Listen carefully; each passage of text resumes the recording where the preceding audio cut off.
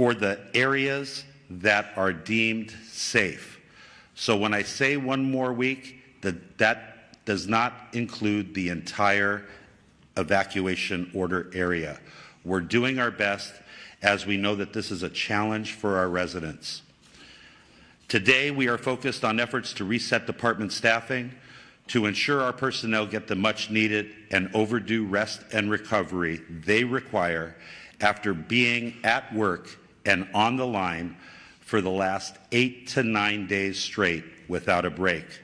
I'm also mindful that many of our firefighters will continue to be assigned to these ongoing incidents, working side by side with fellow first responders.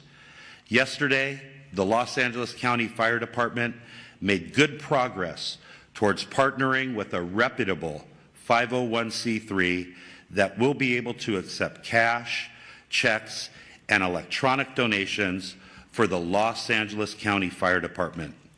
I ask interested donors to be patient as we finalize our donation process, and I thank you for wanting to support our brave Los Angeles County Fire Department firefighters. I would now like to introduce Jerry Magana, Deputy Incident Commander, CAL FIRE Incident Management Team 2. Thank you, Chief. Good morning. Once again, Jerry Magana, Deputy Chief Incident Commander for both the Palisades and the Eaton incident. In the last 24 hours, there has been little to no fire growth. With the exception on the Palisades, we've had several interior pockets continuing to burn. Threats still exist with structures and critical infrastructure, and crews continue to strengthen fire perimeter and coordinate infrastructure repairs. USAR operations continue on both incidents and are moving quickly through the areas with minimal impact. We continue to pre-position resources, and we currently have a mobilization center in Riverside County at Beaumont that are available for any potential new starts. CAL FIRE will continue to support our partners in Unified Command, and we would like to request that you remain patient with us during this difficult time. For the most current fire information, please visit fire.ca.gov. And next, I'd like to introduce LA City Fire Chief. Thank you. Well, good morning, everyone. And due to the continued around-the-clock efforts of our firefighters, first responders, and all those that are assigned to the incident, we are very fortunate that this last wind event did not cause any expansion of the Palisades fire. In addition, as I mentioned yesterday, the brush fire in the Lakeview Terrace area of Los Angeles was aggressively attacked and halted. We truly appreciate the community and how they've remained alert and followed all advice. Together, we are able to move forward in the recovery of these devastating fires. As we take a step back and we've made it through this wind event, I think it's really important, just briefly, we talk about the winds aren't necessarily here in the city, but with that, we still have, a large amount of unburned dry fuel with low humidity. We need to make sure that the community is thinking about how to prepare and prevent at this point, and also what we just heard is there's a potential Santa Ana winds coming on Monday and Tuesday. Now, to focus on a different area as we're coming out of these wind events for unimpacted areas of the city, just as we take a big step back. There are more extreme winds on the horizons, like I said, next week, and our community needs to remain ready. It is important that you protect yourselves and your family by planning, preparing, and staying aware. Flying embers from a wildfire can destroy homes over a mile away. Taking the necessary measures to prepare your home can help increase its chance of survival when wildland fires strike. Clear all brush within 200 feet of your home. Allow the LAFD and other first responders that fighting chance to respond quickly if a wildfire reaches your community. For more information, visit lafd.org/wildfire. I will now provide an update on the Palisades fire.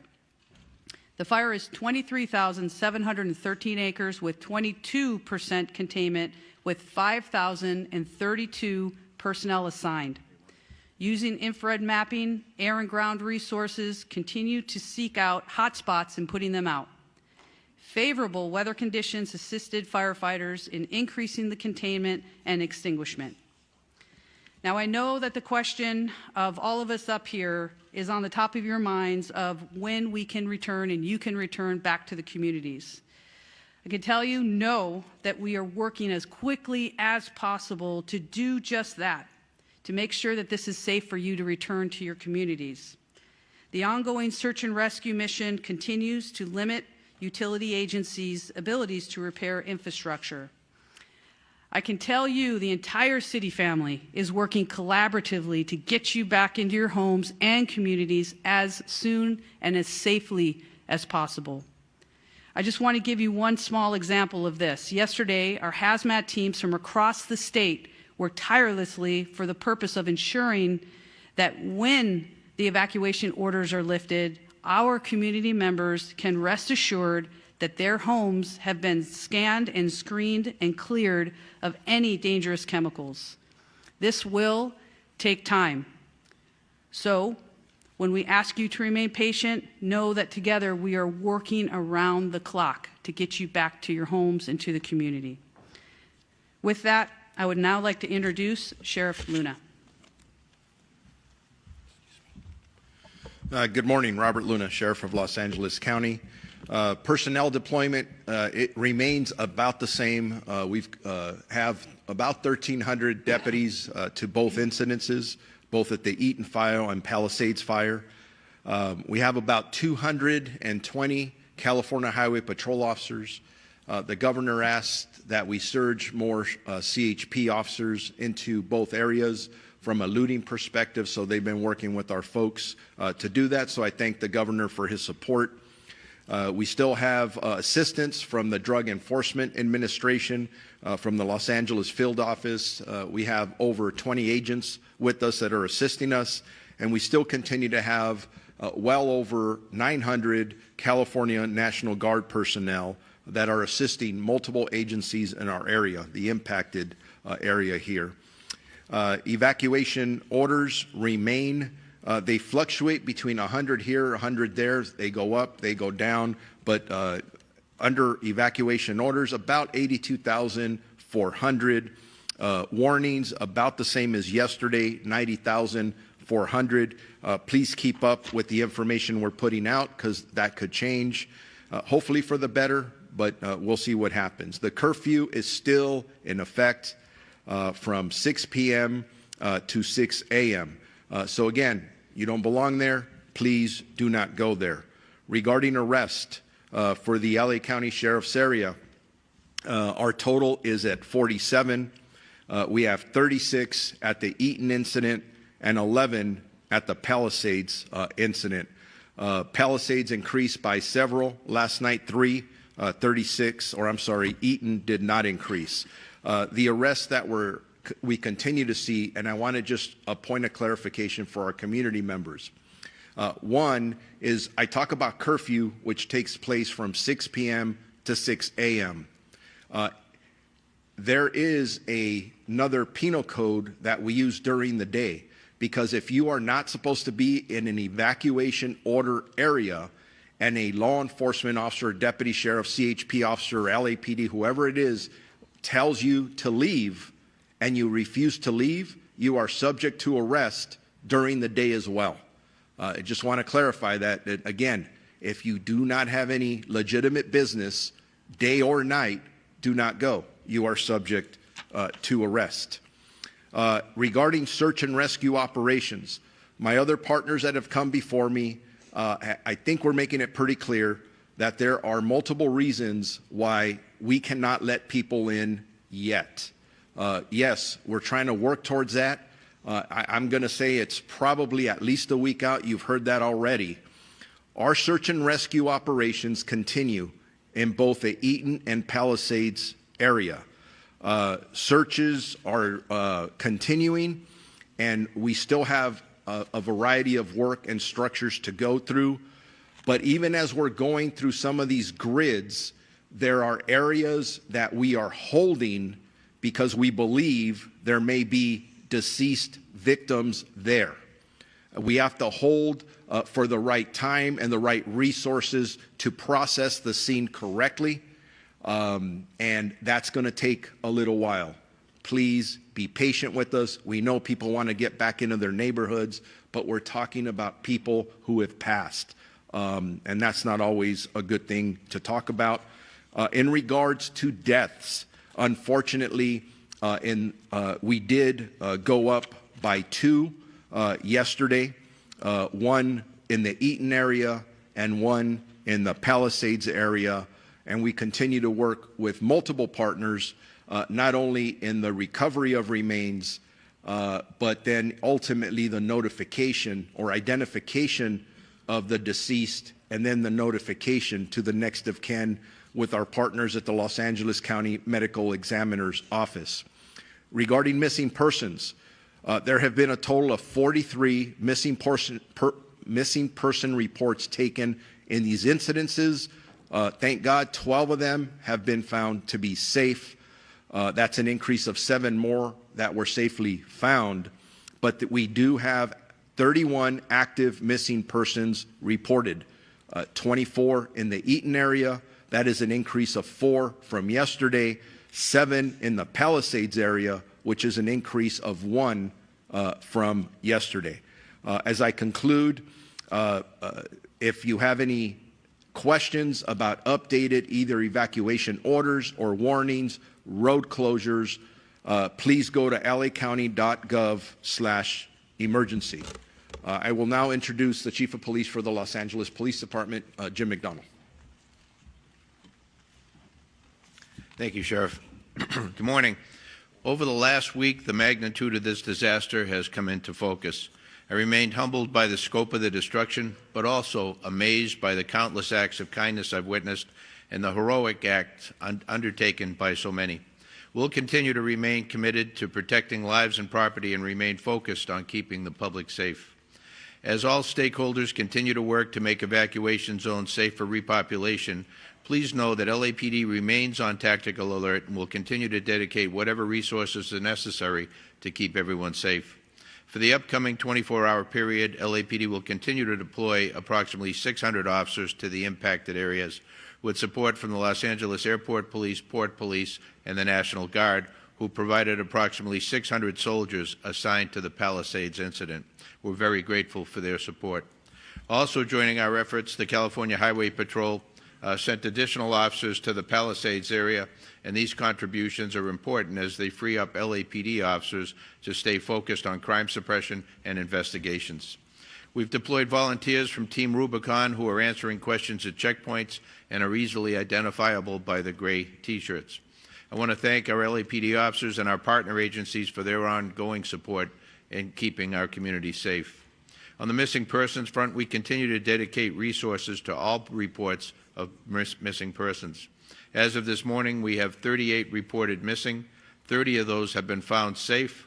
3 have most likely been found deceased, and 5 remain missing.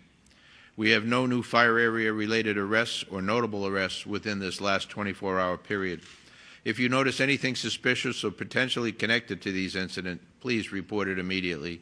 You can do so anonymously through Crime Stoppers or by calling Los Angeles Crime Stoppers at 800-222-TIPS or by visiting lacrimestoppers.org. In closing, I know that for so many, the events of the last few days have been life-altering. Please know that as we move forward, the LAPD remains committed to keeping you and our community safe as we recover. Thank you. I'd like to introduce now U.S. Environmental Protection Agency Incident Commander Tara Fitzgerald. Thank you. Good morning. I'm Tara Fitzgerald. I'm with the United States Environmental Protection Agency. The U.S. EPA has been tasked by FEMA to conduct Phase 1 household hazardous materials removal in the burn footprints. We are beginning this work today. We have personnel on the ground in both the Eaton and Palisades footprints conducting assessments. We're working closely with state and local agencies to conduct this work, and the initial phase of household hazardous materials includes removal of the most immediate risk to public health and workers returning to work within the burn footprint. That includes things like pesticides, batteries, including the risk of damaged lithium-ion batteries, fuel, and other things that would normally go to a household hazardous waste management landfill. Again, we are working quickly to ramp up and look forward to being able to support this recovery effort. Next up is LA County Public Works Director Mark Pistrella. Good morning, everyone. And again, my heart goes out to the residents of both fire areas within the city and the Altadena area. Right now, the public works directors from both City of Los Angeles and myself for the County of Los Angeles are actively assessing the damage that's occurred to these fires and making provisions to create safe access for our residents and make the lots safe as well for enter. We are advising the sheriff and the chief of police from the cities about repopulation. Our part in that is to be certain that we can get a resident back in free from hazards when they enter their property. The properties have been damaged beyond belief. They are full of sediment, debris, silt, and hazardous materials. You just heard our partner from EPA who are here to help us remove and prepare the area, remove the toxics from the facilities. But what remains is a load of debris that also has to be removed from the site. So we are working on that process of debris removal in conjunction with the City of Los Angeles. We are also working with utilities, as I said, to restore power, water, and sewer to locations, all of which have been damaged to the point that they cannot be delivered safely currently in most of the areas. Some areas, as Sheriff alluded to, may be able to return because those communities didn't suffer this much infrastructure damage. We are also, as the Chief Engineer of the Los Angeles County Flood Control District, we are also assessing the impact to the flood control system that serves the entire region, including both these burn areas. Both areas suffered watershed damage, burn to such a significance that we expect massive debris laden flows when it rains. Our system of flood control is designed to handle that debris along with the streets. However, in an event that we have major rain, we do expect that all of the street areas and all the communities will be impacted by debris flows that could be hazardous to human health. In order to address this, we are developing plans for both areas to capture and hold this debris back as much as we can during a rain event. I have to give everyone an early warning that we do expect the window to open for rain in the later part of this month, and so we are already pre-deploying labor forces into area to make sure that the flood control system is ready as well as our street system is ready, again, as much as possible for that rain event. So we are coordinating utilities. We're advising both the city and the county about our readiness for people to return.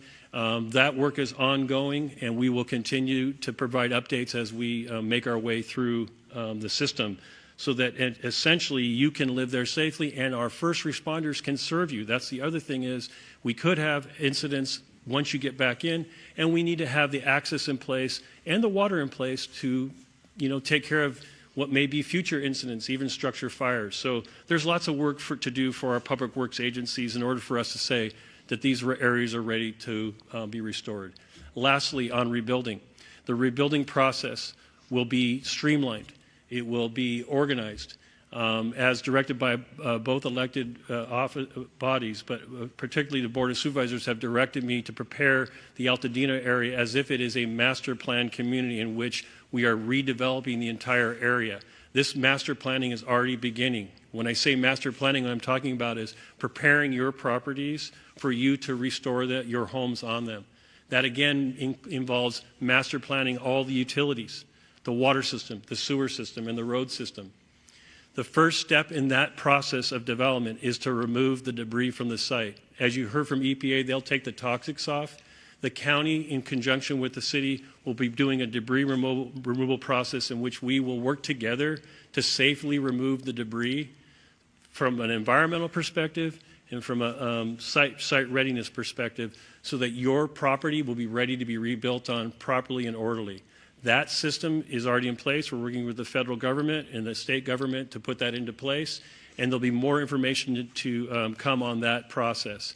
If you want to learn more about the rebuilding process, please go to recovery.lacounty.gov. Thank you.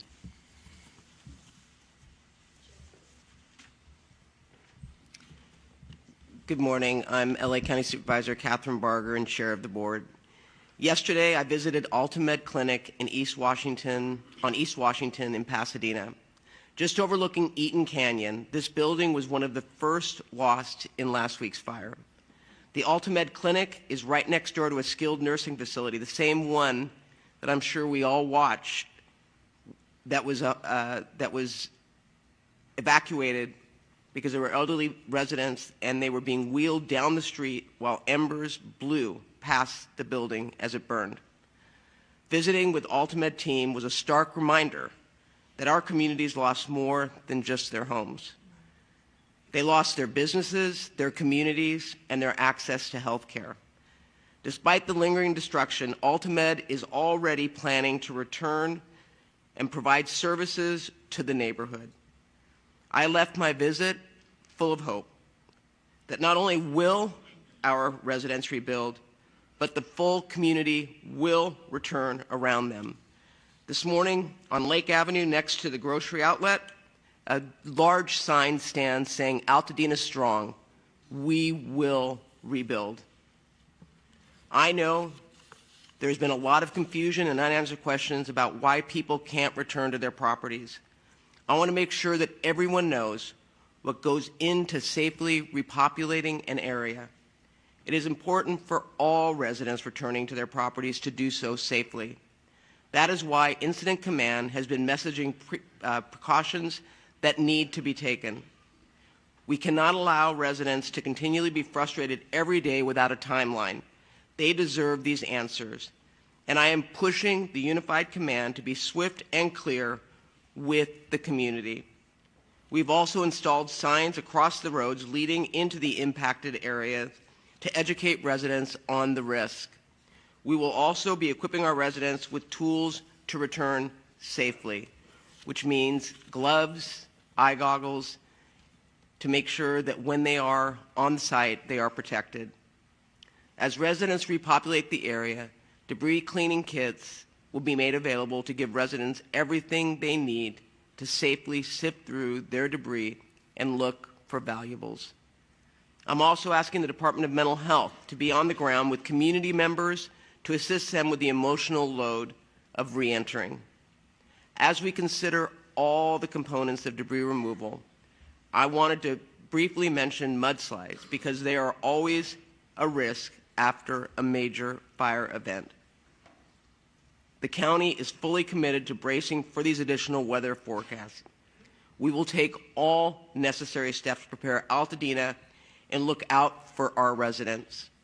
I and our entire county are dedicated to proactively identifying and addressing the needs of our residents and keeping them safe in the process.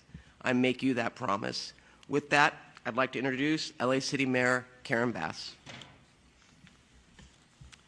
Thank you, Supervisor. Good morning. I don't believe that we could thank our first responders enough.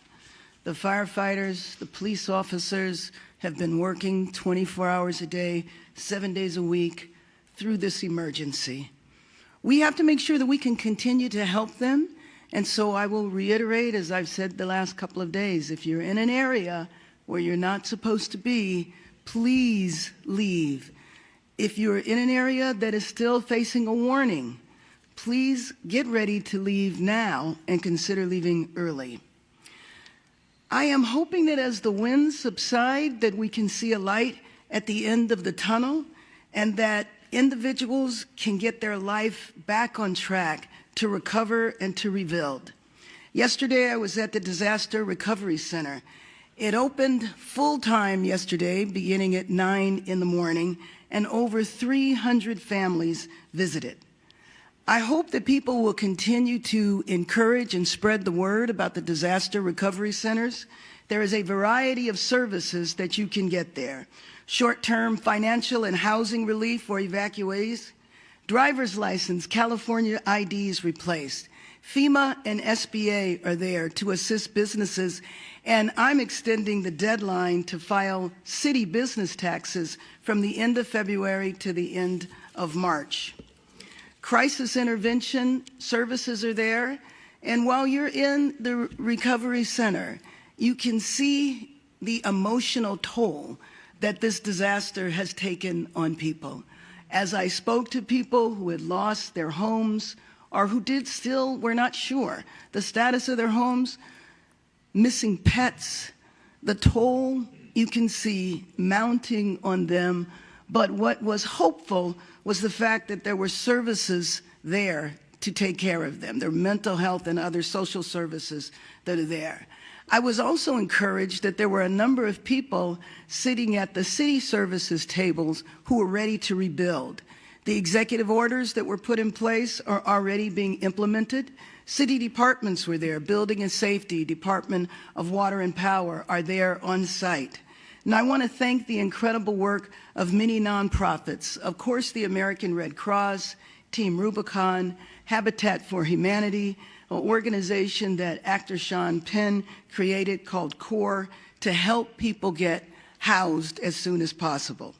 And then yesterday we received an important announcement from our insurance commissioner, Ricardo Lara, that State Farm Insurance will offer renewals to affected policyholders. This is extremely important because we know in some of the affected areas, insurance companies were already pulling out. And the fact that State Farm is not going to do that, I think, is very encouraging. So the Disaster Assistance Center is located at the UCLA Research Park, which is on the corner of Pico and Overland. It's open from 9 a.m. until 8 p.m., 7 days per week. And please, please, please spread the word so that people know that those services are available. And as always, if any Angelino has any questions about assistance, recovery, or how we might move forward from this crisis, please visit lacity.gov. It's now a one-stop shop for assistance for those impacted and a place to help Angelinos find ways to get involved. And I think the involvement of Angelinos has been so impressive, people going out of their way to assist others. Yesterday, I met an optometrist who was replacing glasses for free for people who had lost their glasses who were in a shelter nearby. And we know that people are stepping up around the world to support Angelinos. LA's sister city, Busan in South Korea, pledged to donate more than $100,000 to support our recovery efforts. Japan also contributed to the Red Cross. YouTube and Google are contributing $50 million to organizations providing immediate relief in LA. The California Community Foundation's Wildlife Recovery Fund has received more than $24 million, with the first grants being distributed tomorrow. Those donations are from more than 23,000 donors. I want to make sure that people know the website, calfund.org, calfund.org. We're concerned, as has been mentioned in previous press conferences, that there's a number of sites that are fake, and we want to make sure that people give to the correct site, calfund.org.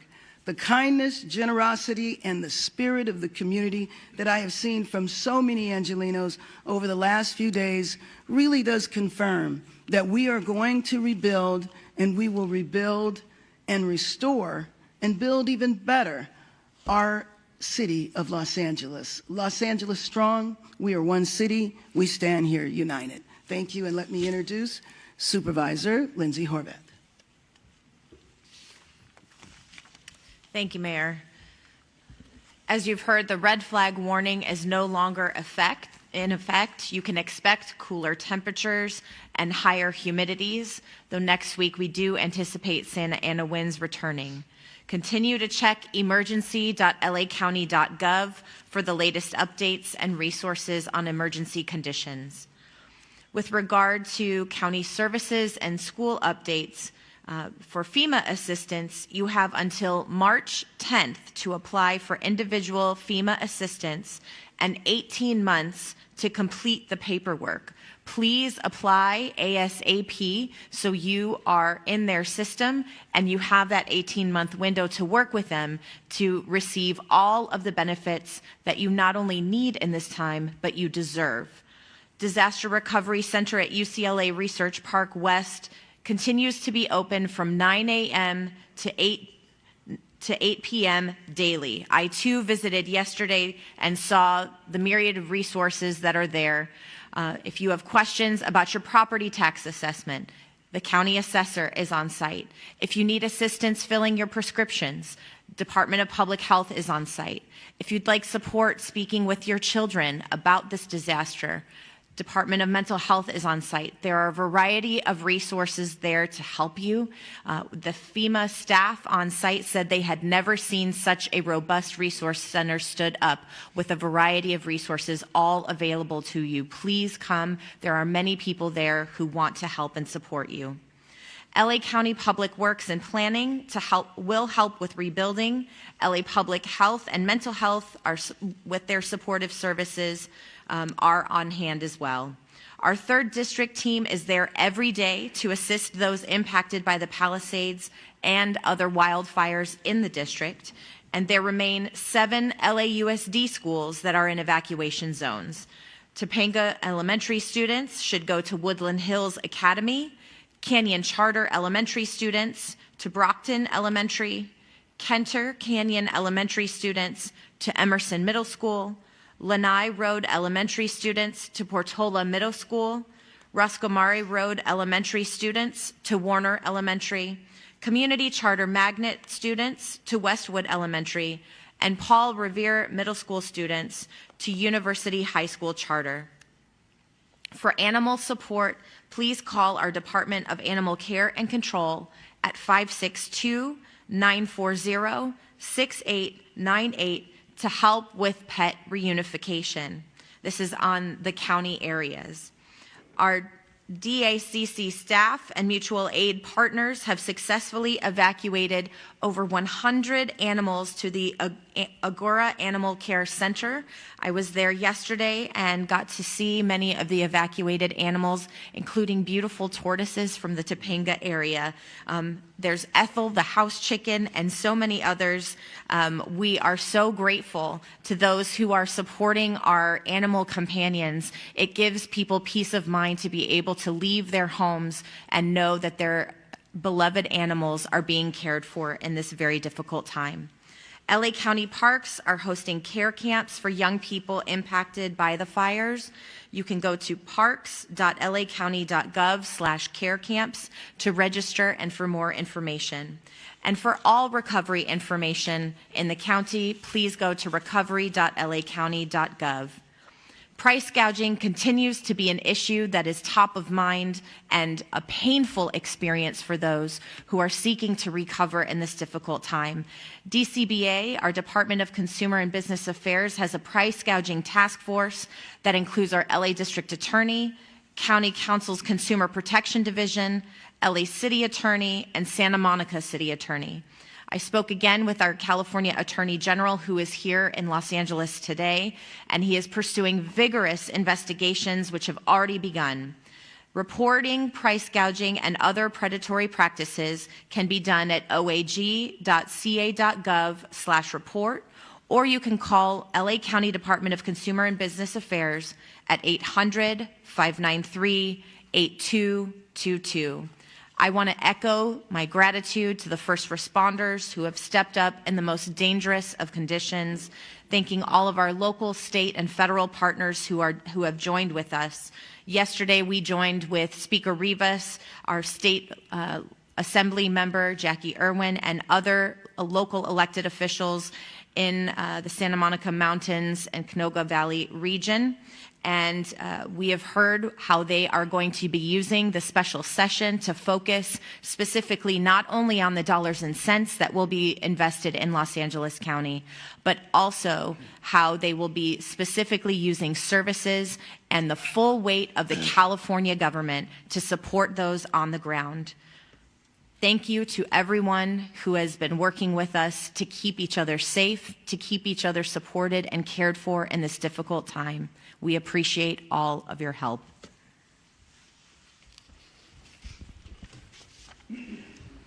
Helen Chavez Garcia, Communication Director for Chair Catherine Barger.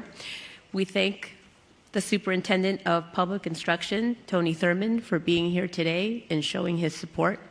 We will now transition to the question and answer portion of this press conference. I want to announce this is the last press conference that we will be hosting on a daily basis as a one-voice effort. We will transition to press conferences on an as-needed basis to show a unified voice. With that being said, please raise your hands, announce your name and the media outlet you are with, and a microphone will be brought to you. We're going to start over here on the lower left. Hi, Grace Tui, Los Angeles Times. We had heard about a landslide or a hillside collapse in the Palisades fire area and was hoping to get some details about that incident, what might have caused it, and if we're concerned that that might be an issue moving forward in either of the fires, obviously before rains even come. I know you guys were talking about rains. Thank you for your question. Mark Pastrella, Director of Public Works, LA County. In a joint effort, the City of Los Angeles and the County of Los Angeles, including the LA County Flood Control District, has been assessing the watershed areas, including geology, soils, and water conditions in both watersheds that have been burned. The area that you're talking about, the Palisades, is suffering right now. What you'll see on the slopes, you'll see what we call dry ravel, which is these slopes that are oversteepened have been really dried out, and you will see this raveling of the slopes and what looks like a landslide, and it is a landslide, debris into the streets and into properties. Some of this material is supporting some of the structures that have remained behind. There has been inundation to some extent of water into the system. You can imagine the amount of water that was placed in the firefighting effort. There were also gas lines and water lines that were destroyed in the system. I can speak for our LA County waterworks system in the Malibu area, where we have assessed our system and got all of those, cut water off where we didn't need it leaking all over the street. We did that for two reasons. One is because we wanted to maintain a water pressure in the system and not lose it to properties, but also in anticipation that it could grease the wheel of landslides. One of the other areas that residents may be noticing is the Topanga, the lower Topanga area. We're having a significant amount of this dry ravel condition in that area as well. We're working in consultation and side by side with Caltrans to maintain those slopes so that we can continue to have access into the area. So a warning to all the residents, no matter where you live in LA County, if you have slopes behind your homes, or if you're located on the top of a slope, these slopes have become fragile. The soil that is supporting your home have all become fragile and damaged, if you will, due to the events that we've had, wind included. There are mud and debris, as Supervisor Barger said, debris flow hazards that are existing even when it's not raining. So we want people to be very careful.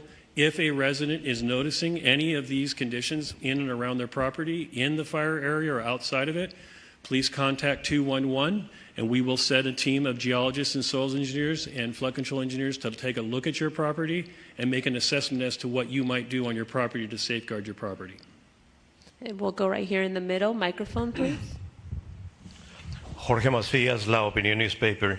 As everybody knows, many people living in Altadena, they were renting and they lost everything too. Many of them were not owners of their house. So what specific help by the city, the county, or the state are for those people who were renting or who were undocumented? And the second question is about the cleaning up. Can you please tell us about what kind of health dangers are for people if they start the cleanup by themselves and moving debris, as you mentioned today? So I think on the first one, what I will tell you is that we recognize that there are many people that were not owners of the homes that were destroyed, and that's why it's important to go to these centers that have been set up both in the west side, but also Pasadena City College on Foothill Boulevard, to get more information about the resources available to help them relocate, because we're cognizant of the fact that we're not just targeting homeowners, but also those that have lost a rental piece of property where they were renting. And so, we're constantly moving forward, recognizing that it's not a one-size-fits-all. And so, again, these centers, as the mayor said, and my colleague, Supervisor Horvath, have everything under one roof. I've been out there, and I've been so impressed with the fact that you can get, documents, information about rentals, across the board. So I would encourage people to go and access all that information. And then I'm going to let Mark Pistrella answer the second part. Supervisor, I have Dr. Davis answer the health question. Come on. Go ahead. Hello, Dr. Manju Davis, Los Angeles County Health Officer with the Department of Public Health. It's a great question that you ask. We talk about getting folks and cleaning up before people get back, but we recognize that there may be a point where people do get back. But understand that as you think about fire-damaged areas and everything that was in that, there will still be some hazards. There's asbestos, there's heavy metals, and other chemicals that would need to be taken care of. And so as people go back into these areas, we really want them to take precautions. So wear closed-toe, sturdy shoes, keep an N95 mask or a P100 mask on in order to not breathe in any of this dirt, soot, and contaminated ash that's in that area as you move around. Just consider it as if you're walking into a dirty room with light dust. Each time you move around, each time you move something, it sort of stirs that up, and there's some risk related to that. So even wearing goggles as you do that is important to do as well. And as you're coming out of that area, try to dust yourself off. Use baby wipes to, clean that off so you don't take that into your car or wherever you're staying. But there are those risks that are still there, which is why this debris removal process must happen in a certain way. Take out those visible hazardous household materials that may be there. Then think about how that cleanup is going to happen in terms of the fire debris, the burned structures, the materials that were there, the foundations, all of that must happen in an organized way. And so there has been an order released in order to specify that unsafe removal of fire debris should not happen, and to specify that must have the hazardous materials removed first, and then debris removal program will be put in place. If you choose to do it on your own, you must follow certain steps and get approval prior to that happening. So those are some of the risks, but we know that as people go back, we do want them to wear those N95, wear sturdy shoes, long sleeves, long pants, and wear some goggles if needed as you go through and assess your property. Thank you. We're going to go over here in the front. Sorry. Josh Haskell, ABC 7 Eyewitness News. First of all, on repopulation, since we don't have an exact date yet, we know that it's going to take time, especially for those dangerous areas. We're getting a lot of questions about people that they don't necessarily want to go back and stay or spend a lot of time there. They want 15 minutes. They want to get that medication, take a look at their property, have eyes on their property. We know that there were escorts, then there weren't escorts. What is the current status of that? How do people get in contact to get a particular escort to their property? Who can they reach out to? And also some of the questions that we're getting from viewers, I just want to ask one. It's about water quality. If you don't live in the fire zone, what is the state of your water? Has ash gotten into the entire water supply? Thanks. Yeah, so that's a good question. So I'm going to answer as a member of a unified command team, because when you talk about water quality, we're talking about public health. When you're talking about hazardous materials, we're talking about Fed EPA. We have three types of structures that are in the burn area, the evacuation area. We have structures that are unaffected, we have structures that are damaged, that are still standing, and we have structures that are destroyed. It's just the foundation. So we want to make sure that some of the things that we do to allow people to enter the area to see those three types of structures, because there won't be any medications left at homes that are completely destroyed and that are a foundation. And I think that the county's talked about how you can get prescriptions filled immediately through public health at the recovery centers, if you visit the recovery centers. So what we're trying to do is render the area safe. What does that mean? The fire is out. The fire department has taken care of that danger. Right now, utilities are making sure that there's no danger for people in the area of electrocution or natural gas explosion. So they're shutting off the natural gas, they're cutting the electrical lines so there's nothing that you can touch and get electrocuted if it was re-energized by accident. And we're removing the health danger by getting the household hazardous materials out so you can come into the area safely. That doesn't mean you can stay there, but it means the area is safe. You cannot get electrocuted. We won't have a natural gas explosion. The fire's been extinguished, and we've removed the hazardous materials that will be dangerous to your health. And that's the job of the EPA. That's what will allow people to come back for 15 minutes, or possibly people to come back to a home that's undamaged and reoccupy it. But for the ones who want to see their home that's been destroyed just for some personal closure, we still have to do those core, the core actions that I just described. The last thing we want as public safety and the county and city leadership, we don't want people going back to an area and getting injured. But we're doing it just as quickly as possible because we know that there's a lot of conversation about when can I come back. They want a date. We don't have a date, but we're trying to render the area safe. But Tony, if your house is still standing and repopulation doesn't happen for a week or two, will you have a chance to go back for 15 minutes? And do we know when? Escorts? Yeah, you know that Police Chief McDonald talked about that, and they tried to get people up into the area, and it became they couldn't do it because it was untenable. There were so many cars. It took so many officers to let you come in for 15 minutes. But if you need eyeglasses, if you need medications, if you need insurance documents, please go to those community recovery centers because we have people there that can get you all of those things you need for your subsistence for the next week. But we just don't want anybody to come in and for it to not be safe. But I want to allow people to reoccupy homes that were not destroyed or damaged. That is our priority. Thank you. You asked about water quality, and so what I would have residents do anywhere in LA County is go to Water for LA, spelled out, water, WATERFORLA, look up who your water agency is, because we have over 200 water retailers in LA County, so there's specific conditions depending on which water retailer you have. Or you can look at your utility bill and see who serves you water. Go to the website or call the number for your local water agency. They will have it posted specifically whether or not your water for your house is clean for drinking, bathing, or any of those things you asked about.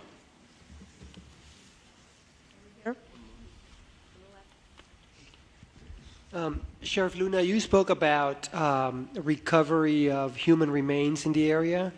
I'm wondering if you're able to tell us specifically how many of these locations you potentially have to search for today.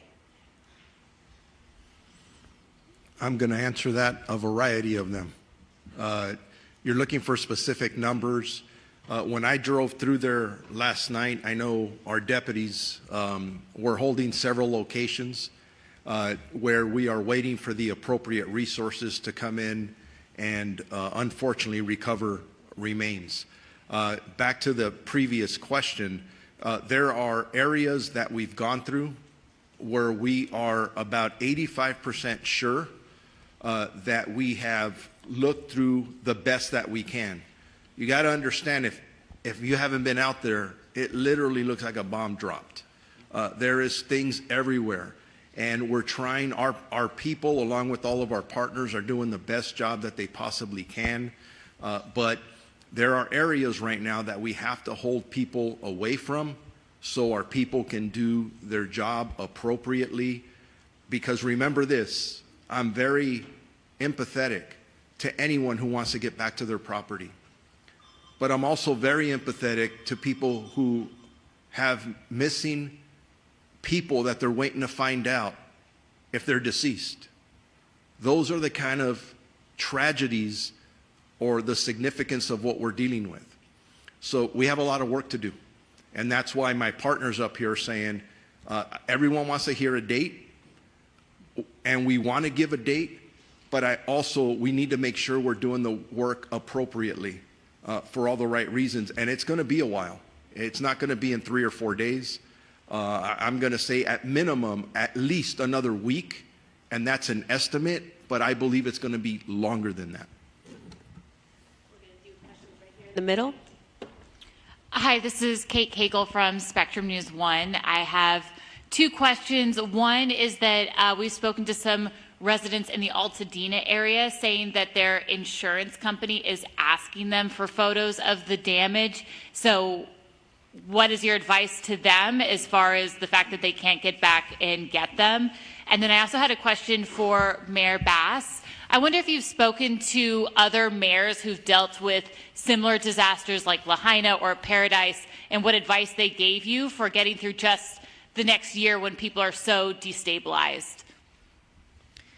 Kevin McGowan, Director with the Office of Emergency Management. For people who want access to photos for damaged and destroyed buildings, they can go to recovery.lacounty.gov. We are posting the damage inspection maps. When you click on the icon, it will show you a picture and it will give you a percentage of the damage. So again, go to recovery.lacounty.gov. Thank you for the question. Yes, I have heard from many, many mayors. Mayors who go through this on a regular basis, especially those that are in the South. And their number one advice to me was to stay focused, to not get distracted, for all of the reviews and analysis of what happened, what, when, and where, to make sure that you stay focused on saving lives, protecting people, and doing that after the immediate crisis is over. Thank you. Yeah, and not that you asked, but I'm going to tell you that I've actually talked to county supervisors Napa who went through the exact same thing, who is giving me incredible advice, and I'm going to be looking at the way they went about rebuilding and get lessons learned. So James Gore, who is Sonoma actually, has been very helpful, and I know other supervisors who have faced similar situations have also reached out. Thank you. Last question, then we'll move to one-on-ones right over here. Hi, Ross Palumbo from CBS News and KCAL News. My first question is really for Chief Crowley. And I wanted to ask you about the first responders. We're more than a week into this now. The conditions out there have been so difficult for so many of our firefighters and first responders. How are they holding up? And what are they telling you? And what can you and the public really do to help them at this point? Thank you so much for that question. That means a lot to all of us that have responded to this incident. And we also feel right there with the communities in step. Our first responders, from that very moment when they were called to duty, did their jobs. I've had the opportunity to spend some significant time with our firefighters who are on the line. We visited the local fire stations, we visited the command post. Our firefighters are doing an incredible, incredible job. And they have so many feelings just like the community does. I tell you, our firefighters, first responders, everybody that's involved with this, the amount of love and outpour and support from across the world all the way down to the absolute community members that were negatively impacted and really heavily impacted by this, they feel that love and support. Specifically to our 20 engines that are still actively engaged in Palisades, they've been there since day one. Spoken to a number of them as well, and they are working hard. They're going to continue to focus on our mission with everybody else here. And in the end, I tell you, I've said it multiple times, I'm going to continue to say it, that as their chief, I'm extremely proud of the work that our people did and continue to do and will continue to do well into the future in the many years to come. Thank you. Thank you. That's the end of our press conference. For one-on-one requests, please approach the front. Spanish, if you want a Spanish interview, please assemble over here. To my right, we will do a press gaggle. We have 2 Spanish representatives from each of the different fire departments.